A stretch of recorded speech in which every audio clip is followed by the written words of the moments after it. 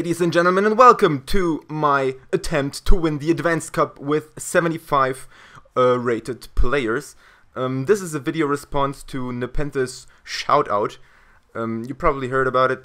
For those of you who don't know, it's basically about winning the Advanced Cup with players, with gold players that are rated 75 overall. And yeah, in this video you will see the highlights of this tournament, and I am going to talk about my team that I created especially for this event. But before we start, let me quickly introduce myself. My name is Alex and I live in Germany.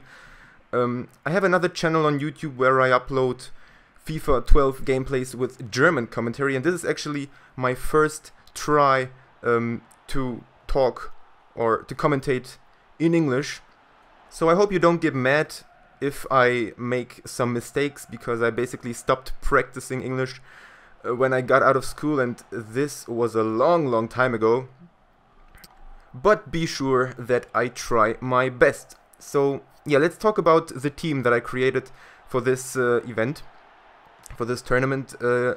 It's basically a Brazilian squad. I think my right back is the only one who is not Brazilian, and it's pretty okay. I mean, it's not the best, but for 75 rated players, it's okay, I would say. In goal we have the 75 rated Julio Cesar. His stats looked pretty good, so I thought I'd give it a try. And he's good, I would say. He made some pretty nice saves already, and I like him so far. As my two center backs, I got Felipe Santana and Breno, two Brazilians from the German league, and especially Santana is an absolute beast. In my opinion, he's one of the best defenders in the German league. And believe me if I say I tried them all. I had the 89 rated Hummels, I had the 84 rated Naldo, I had Subotic, I had the informed version of Santana. And yeah, I think still that Santana and the normal version of Hummels are the two defenders which you should try if you build a German league side. And next to him, Breno, he's also very good. He's pretty pacey. I think he has 76 pace, and his defensive stats are good as well. So those two are pretty much the highlight of this team. As my left back, I got myself a Fabio, and he is very good, I think. For the fact that he is a 75 rated left back, he's pretty solid, can basically keep up with most wingers. You have to be a little bit careful though when you come up against those really pacey wingers, like, you know, this standard stuff, Walcott or Lennon. Then he starts to struggle a little bit, but as long as the wingers aren't that fast, he basically can keep up with them and is a pretty solid left back. My right back is called Silvio, and he is Portuguese, plays for Atletico Madrid, and he's pretty good as well. I think his defensive stats are pretty good. I was able to make some very nice tackles with him, which surprised me a little bit, but overall I think the defense is very good, and this was very important to me. I like to have a solid defense so I can rely on them and play good football. So let's come to the midfield, and this is where the problems begin. My two defensive midfielders are Paolo Ascensao and Leandro Salino, and both of them don't really do their job. I don't know why, but I don't like them. Paolo Ascensao, on the one hand, is pretty slow, which is not good, I think. Especially in this important position on the pitch, I like to have some pacey players. Leandro Salino, on the other hand, is pretty pacey. I think he has 82 pace, but the problem with him is that his defensive stats are very low. He has like 58 defense, I think, and his heading is very bad as well, so I don't really like them, to be honest. My central attacking midfielder are Ilsinho and Jorge Enrique, and I am struggling with them as well. Jorge Enrique is pretty pacey. He has 88 pace, but unfortunately his ball control and his passing are so bad, and he just feels really uncontrollable. Ilsinho has a better technique, I think, but he is very, very slow. He has 81 pace, but he feels much, much slower, and I don't like him very much. But fortunately he has at least 5-star skills, which is pretty good, and you can make some pretty nice runs with him. In general, I wanted my 4 attacking players to have at least 4-star skills. That's why I chose those 4. And yeah, let's continue with the strikers. There we have Rafael Sobis and Fernandinho. And those two are pretty solid, I think. I like the fact that Fernandinho is left-footed, and I play him as my right striker so I can cut inside and finish with a stronger foot. Same thing with Sobis. And their finishing is pretty okay. Inside the box, they pretty much score all day long, as you see here. For example, Fernandinho with his left foot. What I don't like about them is their long shot. When they shoot from outside the box, it just feels very weak and unprecise. But what do you want to expect from 75 rated players? I mean, they can't be as good as the high rated ones, so I think it's pretty okay what they're capable of. And yeah, the main problem, in my opinion, is the midfield. All the other players in the team are pretty solid, and I like to play with them. So yeah, let's see how we're doing in the tournament. I think this was the second match, and I won 2-1, which was pretty good. My opponent was pretty strong, I think. And yeah, let's continue with the next one. But as I remember right now, there is still one thing that I wanted to talk about, and that would be my formation. I play in a 4-2-2-2 formation, but I created a individual formation, which is a 4-2-2-2 as well, but I changed the work rates of the players because I like my 4 offensive players to have a high work rate. My defensive midfielders have a medium attacking work rate, I think, and my fullbacks are on medium as well, I think. Yeah, that way I can make sure that I don't fall for counterattacks, which are a pretty big threat for this team, especially because my fullbacks aren't the paciest ones. So yeah, this is basically everything I wanted to say about this team, and we can progress with the tournament as I concede a pretty random goal there. Agbon Lahore in the 18th minute, I think it was. And yeah, the team of my opponent was pretty much a standard Premier League team. His wingers were pretty pacey. I think he had Valencia on the right side and Young on the left side, and as his strikers he played with Balotelli and Agbon Lahore, which is always pretty dangerous. Agbon Lahore very, very pacey, and Balotelli is very strong, so this was a hard job for my defenders.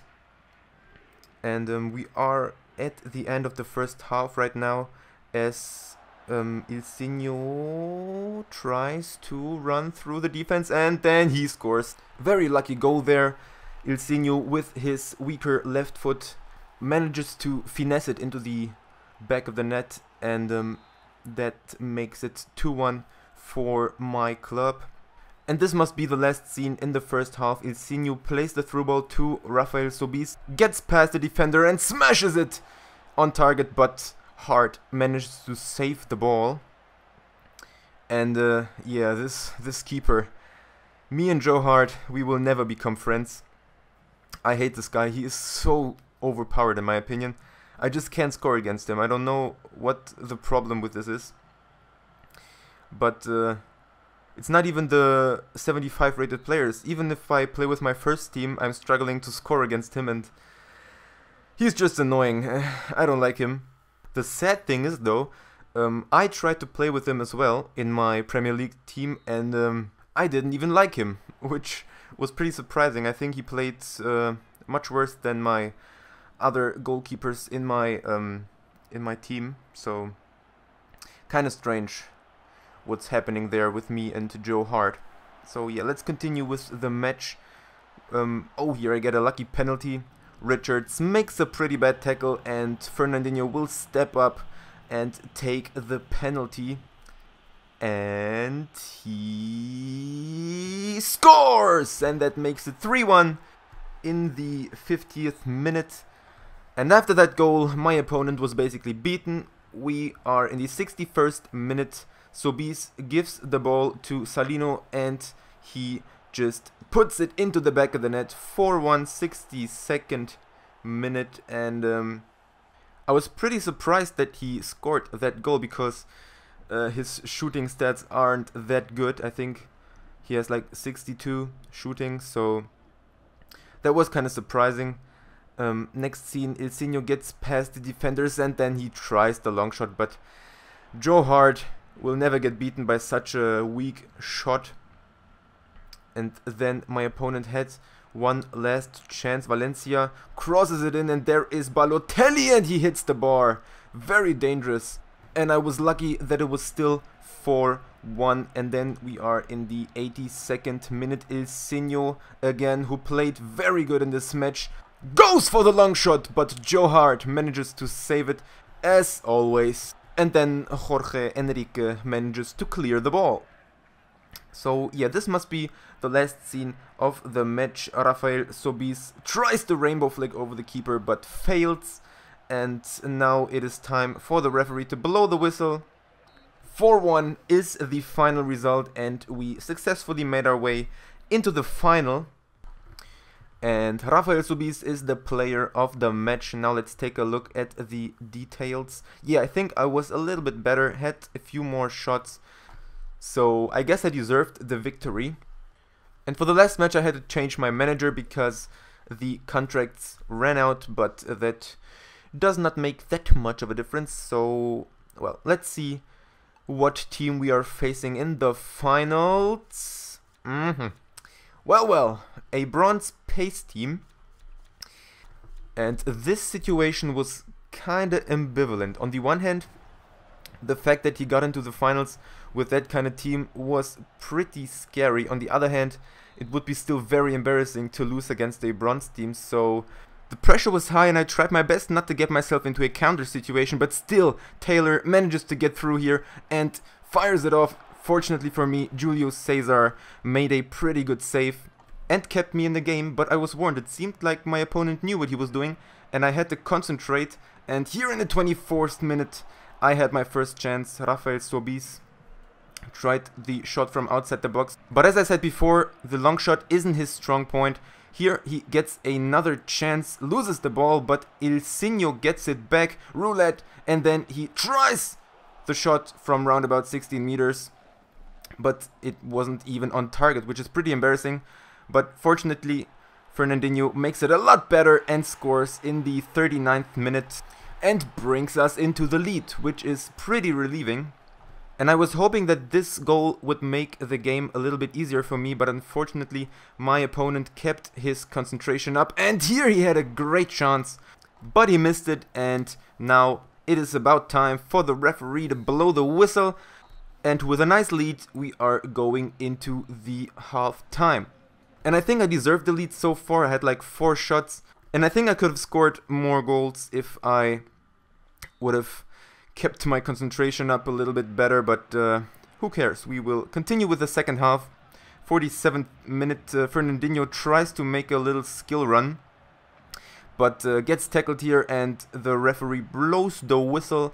Free kick 19 meters away from target, and this is a great opportunity for a left-footed Fernandinho to take the free kick, and he hits the bar. Unlucky not to score from this distance. Normally this kind of free kicks have to go in, but this one didn't, and so my opponent had still the chance to come back and get something out of this match. But in the 52nd minute, Ilsinho rockets one into the near corner. Hart absolutely chanceless. And from this point the match was a little bit easier because my opponent had to open up and I was able to counterattack myself, which is pretty cool because it's much easier to score against aggressive defending than against containing.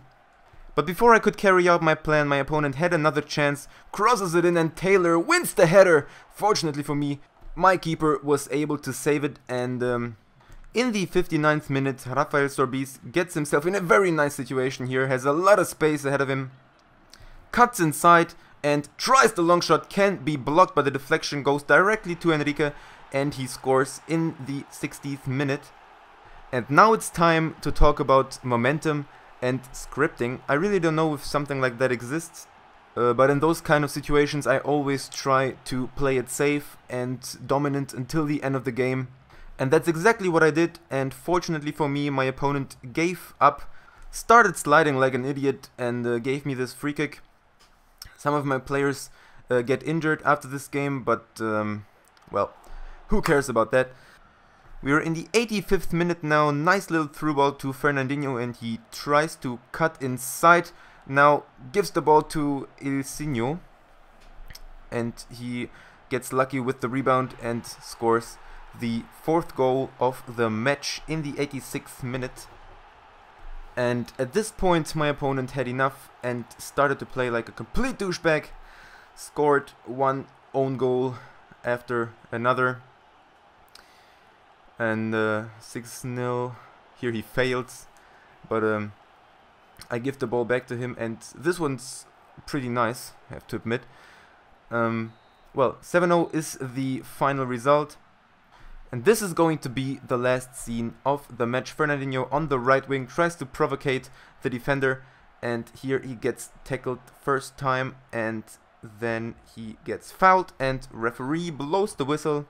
And after this free kick, this match is going to end, so I will use the time to say some other things before this video comes to an end. I'm not sure if I will keep on doing this English commentaries. I guess it depends on the response this video gets. I had some English-speaking visitors on my German channel, and they wanted me to try an English commentary, so basically here it is. I hope they find it. Anyway, if you enjoyed the video, then remember to visit my channel from time to time. Maybe there will be more videos to come. Until then, keep on sweating!